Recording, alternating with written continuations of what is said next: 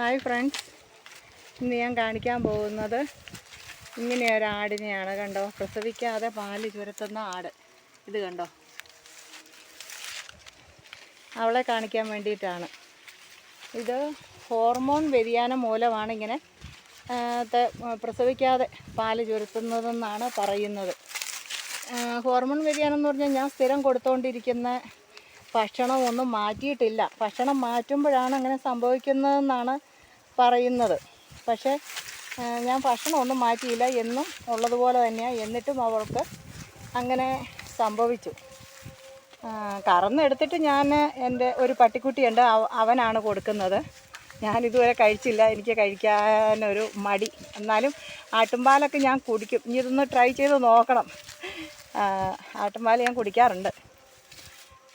അപ്പോൾ അങ്ങനെ ഇതിനെ വീണ്ടും നമുക്ക് മുട്ടൻ്റെ കൂട്ടത്തിൽ വിട്ടാൽ ഗർഭിണിയാവുകയൊക്കെ ചെയ്യും. ഗർഭിണിയാകും, പ്രസവിക്കും എന്നൊക്കെ പറഞ്ഞു. അപ്പം പ്രശ്നമില്ല.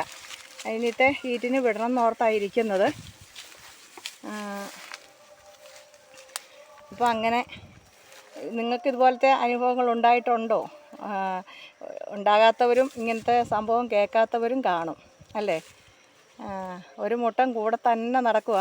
ഇത് മുട്ടനാടാണ്, അവൻ കൂടെ തന്നെ നടക്കുക. പിന്നെ എല്ലാത്തിനെയും കൂടെയും എനിക്ക് 8 ആടാണ് ഉള്ളത്. എല്ലാവരെയും കൊടുക്കണമെന്നും പ്ലാനുണ്ട്. അപ്പം മൊത്തത്തിൽ കൊടുത്താലോ എന്നും തോന്നുന്നുണ്ട്. അങ്ങനെ ഇരിക്കുന്നു. 6 പെണ്ണും 2 ആണുമാണ് കൊടുക്കാനുള്ളത്.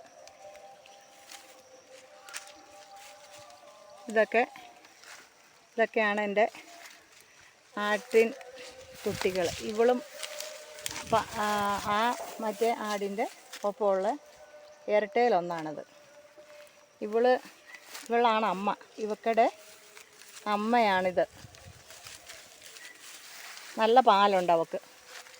പിന്നെ ഇതേ നിൽക്കുന്നത് അത് വേറെ ആട്. അത് വേറെ ഒരു ആടിൻ്റെ കുഞ്ഞുങ്ങളാണ് 2 എണ്ണം. ഒരു കറുത്തതും പിന്നെ അമ്മയാടിൻ്റെ കളറിലുള്ള ഒരു മുട്ടൻ. ഇത് 3 മാസം. നമ്മുടെ കാവ്യയുടെ കാര്യം ഞാൻ പറഞ്ഞായിരുന്നല്ലോ, അവളുടെ കുഞ്ഞുങ്ങളായത്. എനിക്കിടാൻ കഴിഞ്ഞില്ല അന്നേരം വീഡിയോ.